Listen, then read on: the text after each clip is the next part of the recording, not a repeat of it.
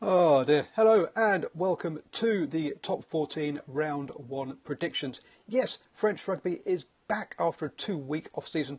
Well, okay, it's been longer than that, but it really does not seem like they've been away for very long. Hi, I'm Paul, the guy behind DrivingMaul, and thank you very much for joining me. Don't forget to sign up for my newsletter, link above on Twitter, down below on YouTube, so that you don't miss any of my stuff. Already this week I've done predictions for the Meister Cup, the Rugby Championship and the Currie Cup. So it's all there. Aviva Premiership and Pro 12 will be Pro 14. Will be coming along as well. So do sign up for that newsletter, please. So let's get into it. There has been a lot of action off the pitch in transfers and stuff with the top 14. So we'll run through some of that as well as we go through this. So first off, Oyonnax versus Toulouse. Now Toulouse, definitely not the team they used to be. Finished down in 12th place, just above relegation places. Now there were plenty of points clear, but there weren't that many places clear of relegation. Oyonnax, though, are the team that has been promoted. And if we look at some of the transfers that have come around by that, look at Toulouse. Players like Luke McAllister, Toby Flood have gone. Desauttois has retired. So there is a bit of a changing of the guards going on. Charlie Fuamina, personal favourite of mine, who used to play for the Blues over here in Auckland, is going to be there. He is a class player, obviously an All Black. Cheslin Colby from the Stormers. So there's been a bit of turnover, but not that much really when you look at it compared to some other teams. They've got 8 players coming in, which is, for the French league anyway, a bit on the low side for Toulouse.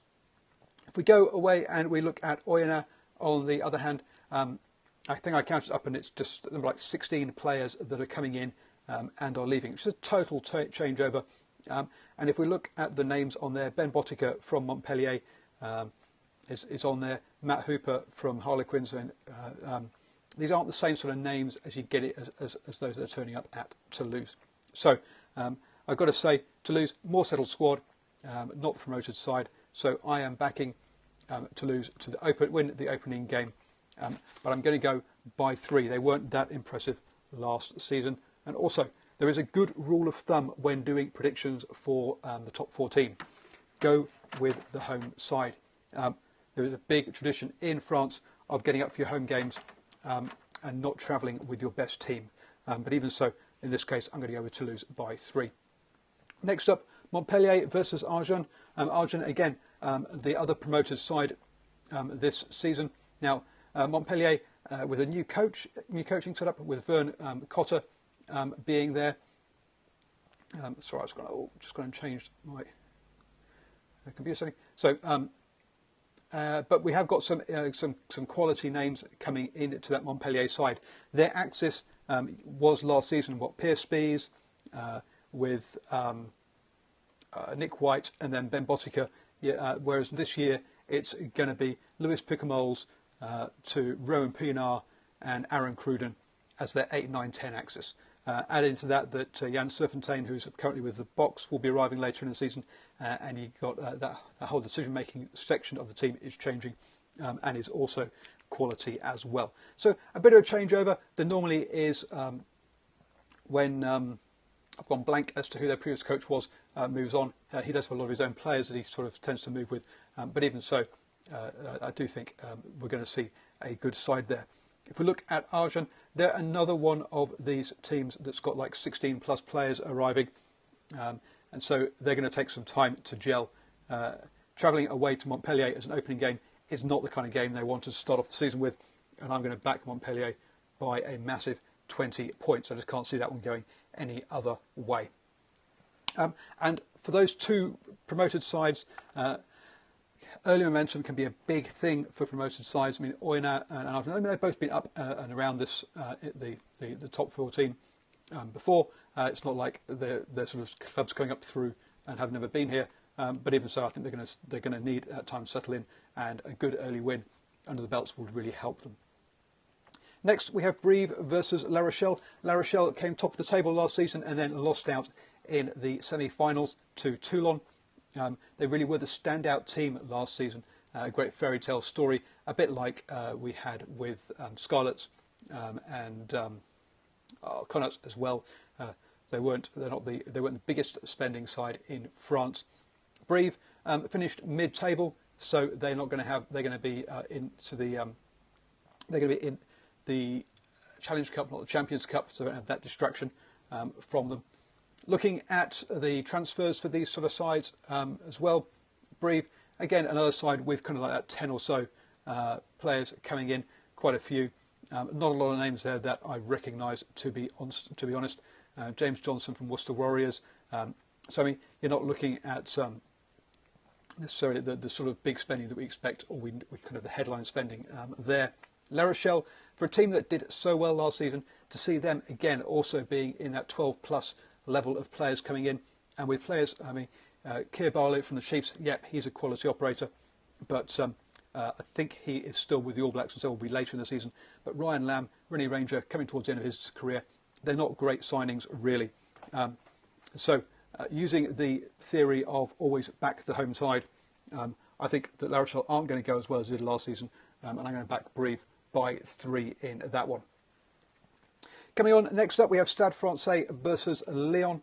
Now Stade obviously were involved in that whole merger issue last year, and then performed much better after that, and climbed themselves up into 7th, which gets them into the Champions Cup positions, but they missed out on the playoffs.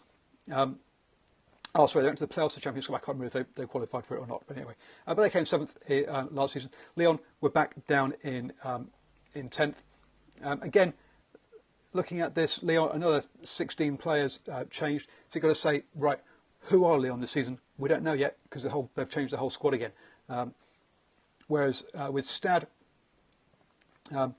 again, quite a bit of turnover, but a few more, and with players like Shane Geraghty from Bristol, that's not necessarily the top sort of quality ones either. There's other players there. So, but even so, I think this is one of those ones where Stade are the better of the two sides historically, and you've got a back home advantage again. So 5 points for Stade for me. Racing then take on Castres. Now, Racing finished in the semi-finals last year. Castres in the quarter-finals. Castres actually finished above Racing in the table by 1 point. And obviously Racing, or Dan Carter's Racing 92, as a lot of people kind of like to like it. Not a lot of big names in for Racing there. I mean, Donica Ryan from Munster is a good player, and one of the quieter turnover teams. I mean, they've still got 9 or so players coming in, but one of the quieter ones, I think. So that should be relatively settled, and should get a good start to the season. Castres, on the other hand, again, only 6 players coming in, so a very settled side here. And also all French as well, which is going to be, which has got also its plus and negative sides to it, but it'll be local players, or more locally kind of based players than sort of more cosmopolitan sides you'll see elsewhere. Still, I think with Racing at home, Racing should get 5, should win that one. I'm going to them by 5. But 2 teams that I think that will start the season well because of their low turnover of players, and that'll set them up and get them good momentum. Bordeaux hosting Clermont. Now, Clermont, the champions from last season. Now, Bordeaux 2 seasons ago were up and challenging for the playoffs. Last season, they finished down in 11th. They do have that. I mean, Stade Francais went from being champions to relegation, to near the relegation end, and then back up to mid-table. These teams can bounce around quite a bit, and Bordeaux did bounce down last season. Clermont were the champions, finishing behind La Rochelle on the table, came second. Were at the top for a long time, but then slipped up. Had some less great results towards the end. Looking at the business in the market from these 2 teams, Bordeaux, another one of these teams where they've basically got an entirely new squad with 16, 17 players coming in. So really, what are we going to see from them? I don't know, but it does mean that they won't gel early on with such a short pre-season. And you've got to say, I think they'll take some time to find their feet. Whereas on the flip side of that, Clermont are perhaps the quietest in the market, with only 5 players coming in. Greg Laidlaw from Gloucester, their international player, Peter Betham from Leicester Tigers, and a couple of others. But generally, it's been a very quiet off-season for them. They're going to settle squad, they're going to hit the ground running, and you've got to say that this is one where Bordeaux should be in for a tough afternoon, and I'm back in Clermont to win that one by 5. The last game of the round sees Toulon host Pau. Now, Toulon have had a very good home record in the past, and as you can imagine, last season Pau mid-table in 9th, Toulon were the runners-up in the final. So this one obviously is going to be a home win. But let's have a quick look at some of the off-season business. Pau bringing in around about that sort of 10 or so players. Francais from Wasps is a name that jumps out at you from there. Thomas Domingo from Clermont as well. So they've done some business, but sort of the mid-range volume by top 14 standards there. If we look at Toulon, yep, they have a few more players coming in, but it's the quality of those players. Chris Ashton, obviously with plenty of England caps. Luke McAllister, All Black. JP Peterson, Springbok. Mick Katoa, All Black. So a lot of names that jump out in you. Fakun Issa from the Haguaras as well was one of their better players last season.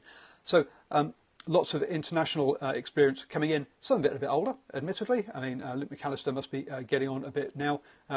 But then obviously to counterbalance that, they've lost players like Liam Gill, James O'Connor, Lee Halfpenny, Drew Mitchell, Matt Gitto.